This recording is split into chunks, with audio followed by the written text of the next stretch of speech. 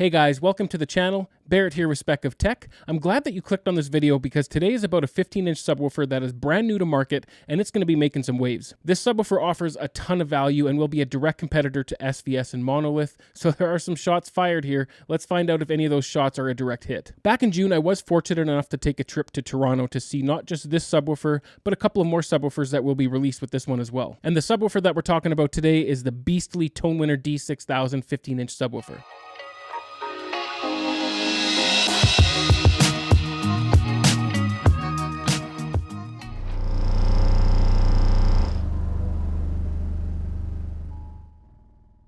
For those that don't know, Tonewinner is a large manufacturer of consumer audio equipment, and they've recently broken into the North American market with their top-tier performing budget equipment. I have actually reviewed some of their amps in the past, and everything that I've gotten my hands on was incredibly well built and performed far above its price point. So today, let's find out if the D6000 lives up to the Tonewinner name, and whether or not it can pass the Shake My Fireplace test just for fun. Before we do talk about the price, the specs, and the performance, make sure that you do subscribe because I do plan on comparing this subwoofer with some of the other big brands out there like the SVS PB3000 and Paradigm X15, and we may even compare it to the SVS PB16s because I still do have some REW measurements or Room EQ Wizard measurements of those subwoofers in my room so I can compare their compression testing. And in the very near future, I will be covering the 12-inch D4000 Tonewinner subwoofer, and trust me guys, you're going to want to see the performance of this thing too. It's a pretty crazy 12-inch subwoofer. But in the meantime, if you would like to check out that subwoofer, I have dropped links down in the description below. Alright, so to kick this review off, let's talk about the price, because this is the first thing that truly blew me away when I first heard it. Each unit is currently priced at $1,299 US, and at the time of this recording, that includes taxes and shipping, so it's $1,299 all in, which really is a crazy good deal for a subwoofer with this performance, which you are about to find out how it performs, and with all the features that it includes as well. But I do assume that this price won't last forever, especially with the taxes and shipping included, so my advice would be to act fairly quickly if you are interested in this subwoofer. And for the Canadians out there, this unit is priced at $1,799 Canadian, and at the time of this recording, that includes taxes and shipping, which is kind of hard to believe, but it is close to $1,000 less than the SVS PB3000. And I just may know what you're thinking here, and that's that this subwoofer must be pretty basic and lack in performance for that price, but stick with me here. I have a feeling that you're going to be as surprised as I was when you find out all the features and the performance that this subwoofer has. But before we get into that, let's have a quick look at the specs of this subwoofer. As I already pointed out, this is a 15-inch high-performance woofer, which is a treated paper cone. It's in a ported cabinet that is currently only available in black ash, and on the bottom of the cabinet you do have some rubber isolation feet, and if you do choose to cover up the driver, you can do so with the included mesh grille that attaches with peg and grommets. The cabinet measures 18.9 inches wide, 23.54 inches high, and 24.72 inches deep, and weighs in at 92.5 pounds. So it's not exactly a small subwoofer, but if you do want great extension into the lower octaves, you do need that size. Speaking of the lower octaves, this subwoofer promises output down to 15 Hz with a frequency response of 15 Hz to 220 Hz plus or minus 3 dB, and it really is able to accomplish those frequencies with authority due to the powerful amplifier, which puts out 800 watts RMS and peak bursts of 3,000 plus watts. The amplifier has your traditional inputs for unbalanced RCA and balanced XLR. I have to point out here that the XLR is not very common in subwoofers this inexpensive, because not even the SVS PB3000 has an XLR input, but the features of the D6000 subwoofer are far from common at this price point anyway. Because not only are they giving a balanced XLR input, they also manage to pack in Bluetooth connectivity. When paired with the free app available on iOS or Android, it allows you to make changes to things like the phase, the gain, or even apply your own EQ settings on the fly while sitting in your favorite chair. For more information on where to download the app, make sure to check the Summit Hi-Fi website, which I've linked down in the description. And accompanying those features is, of course, a built-in DSP with an LCD display, allowing you to make most of those changes available on the app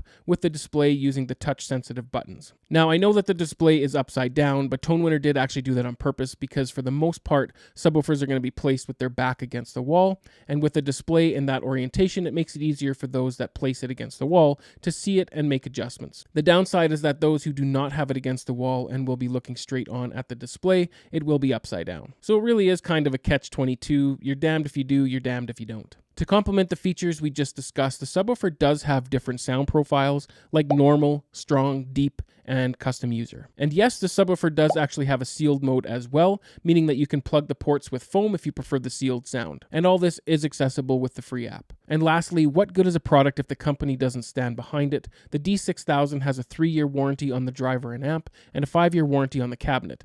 In addition to that, Summit Hi-Fi is currently offering a 45-day in-home trial, but conditions do apply, so reach out to Summit Hi-Fi for more details on that. So now that we've covered the specs, what does it all mean and how does it translate to performance? We're going to get to that in just a second. But first things first, and just for fun, let's see if this thing can shake my fireplace like some of the other powerful subwoofers that I've had here in the past.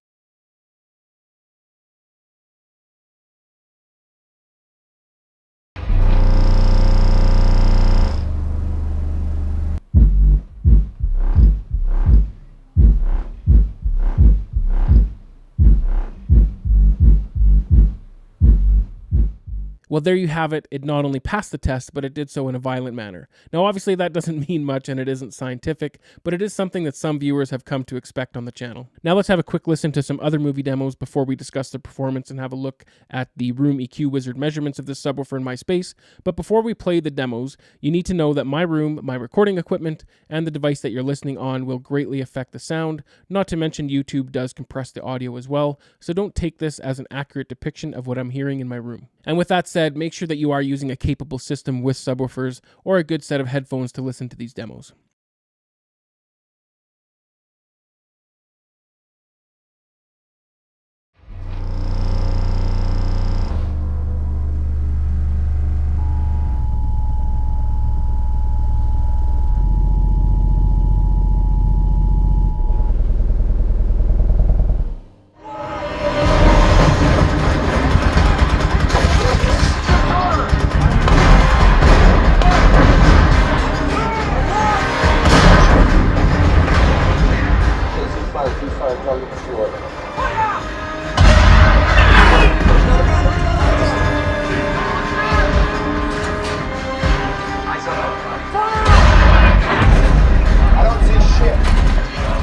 I hope you guys did enjoy those demos, but if you would like a specific video of just demos for this subwoofer, drop your comments down below. Now, I know it is kind of hard for me to portray my experience with this subwoofer and its sound, but I truly was surprised that Tonewinner and Summit Hi-Fi could offer such amazing performance and still offer features like Bluetooth connectivity along with the app at such an affordable price. This subwoofer actually is solid below 20 Hz with usable output down to about 13 Hz, which is plenty of extension for about 99% of you out there. It provides you that extended low end for movie watching so that you can feel those low bass scenes. For example, when I played the opening scene of Edge of Tomorrow, it violently shakes my room, as you already saw. It does shake my fireplace, and it actually shakes a few other things in my room, which you could probably hear in that video as well. But then when I played the tank scene in Fury, the tanks firing were just visceral and impactful, with a nice hard weighty thud to them. For movies, this subwoofer is truly impressive, and then I think about the price, and I just can't believe what they are offering here. If you are planning on buying this subwoofer for home theater, do not hesitate. You won't be disappointed, period. But now I can hear the rest of you out there, but what about for music? So let's talk about that.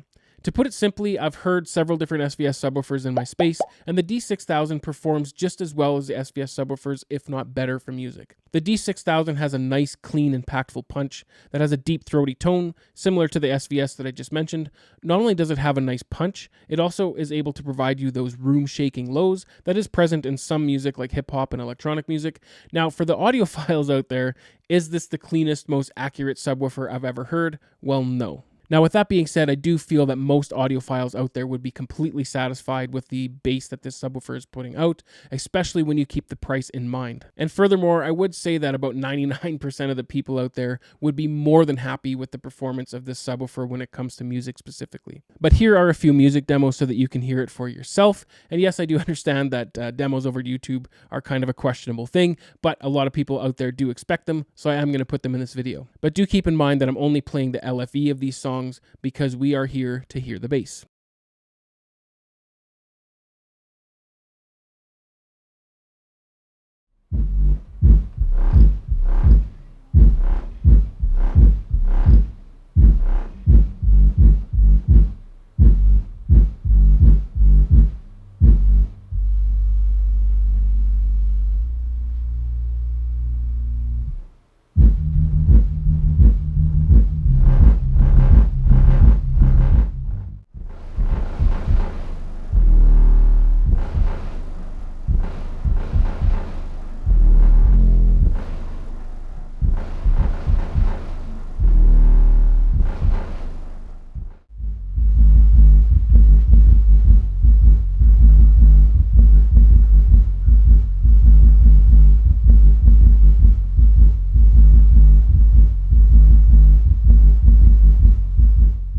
I really do hope that you guys could hear that the subwoofer does have some serious punch in those songs. All right, I know that I promised you guys some measurements of the subwoofer, and we're almost there. I just want to cover a few of my gripes before I show you how absolutely impressive this subwoofer measures. Because I don't want to say that this subwoofer is perfect, because nothing is perfect, obviously. I have focused on the positive of the subwoofer, but for good reason, because it really is a great value, but it's time for some of my gripes. So my first gripe is that it's only available in black ash.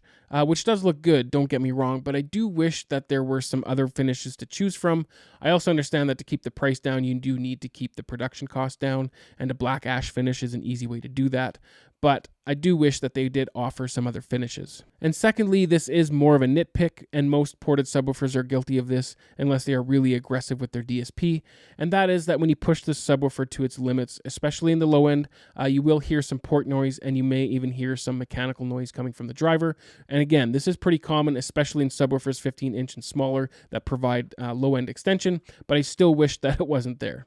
And third, I do wish that there was a button to swap the LCD display from being upside down to right side up. For those that won't have it against the wall, maybe this is something that they could add to in the future with version 2. And lastly, I do wish that it was available in an 18-inch driver, because the market really does need a budget-friendly 18-inch subwoofer, especially in Canada. I know that isn't really a gripe, but more so of a selfish wish, but it doesn't make it less true. So those are my gripes. I haven't really had any issues with this subwoofer that warrant pointing out. And now that we've covered my gripes, let's have a look at where this subwoofer really outshines anything in its price bracket, and that's in the performance. Let's jump over to my computer and have a look at the measurements I took with REW EQ Wizard of the subwoofer in the front right-hand corner of my room with the calibrated microphone at my main listening position. All right, so here we are on REW or REW EQ Wizard. You can see that I have all my measurements down here for the D6000. Now, it is important to point out that I did not have any room calibration enabled, so this is just the raw subwoofer with no room calibration. I also want to point out that I was using a 10 Hz high-pass filter on the Tonewinner, or in the Tonewinner app. I believe that the default is 13 Hz, if I remember right, I think, but I did change it to 10 Hz just for a little bit more lower extension, but you can play with that and see which you prefer. I preferred the 10 Hz high-pass filter, so just so you know, that's what we have activated here. So let's start in normal mode. So this is the normal sound mode on the subwoofer at volume 65 on my Arkham AV41.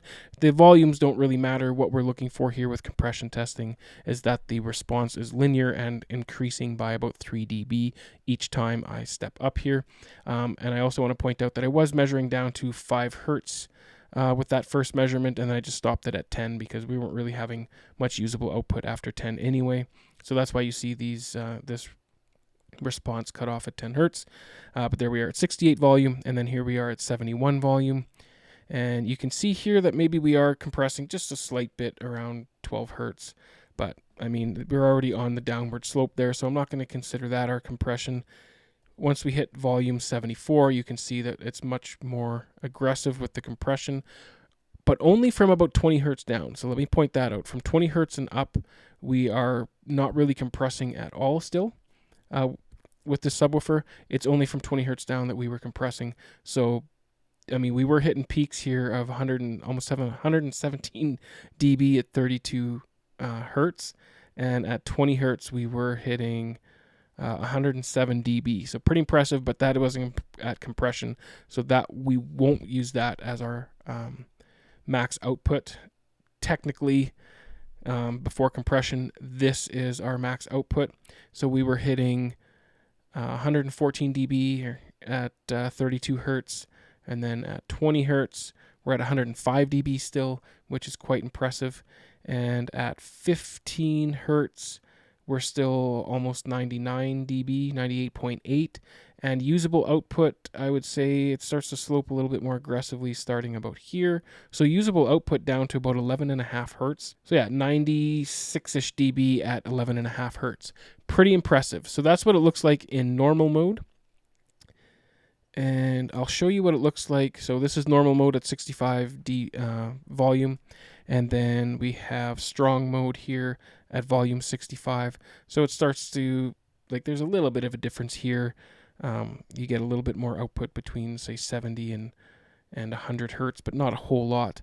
And then starting at about 58 Hertz, they do have quite a bit of a difference here. And then here is deep mode. at volume 65. So you can see that you start losing a little bit of dB from 43 hertz and down to about 97. You have a little bit less here, but then starting at 43 or whatever, 42 hertz here, you do have more on the low end. They start to meet up or get close to meeting up again around 10 hertz, but at 20 hertz, you are at 104, almost 105 dB versus the 100 dB in normal mode. But I want to point out that I prefer normal mode. It's kind of in between everything. So it's kind of nice. You do get a nice hard punch with it. You do get some pretty decent low end extension. But for those of you that do like a little bit more output on the low end, you can see that the deep mode does actually make a significant difference, and so does strong mode. So you'd have to play with those to see which one you prefer. And then I did do compression testing with the sealed mode as well. But first, let me show you what it looks like mixed in with the rest of them here. So like I said, this thing does have sealed mode. So if you plug the ports and then put it in sealed mode, you do get a slightly different response here, but not a whole lot different. So here is normal mode, and then here is the the green line here is sealed at volume 65. So it's pretty close. Like the line is pretty close to what it looks like in normal mode. It meets up at different places, but if you do prefer kind of that sealed sound, or if you think that sealed has a different sound, there is that option. The frequency response is pretty similar as it is in ported mode, but like I said, you're going to have to play with them yourself to see which one you prefer. But let's have a quick look at the the sealed mode compression testing. So we definitely are hitting compression on this green line. We aren't really hitting any compression on this orange line. So this orange line will be our max. And you can see that we're hitting still some pretty decent levels here, 113 dB at 32 hertz. At 20 hertz, we are at about 102 dB with usable output down to almost 11 hertz, 90.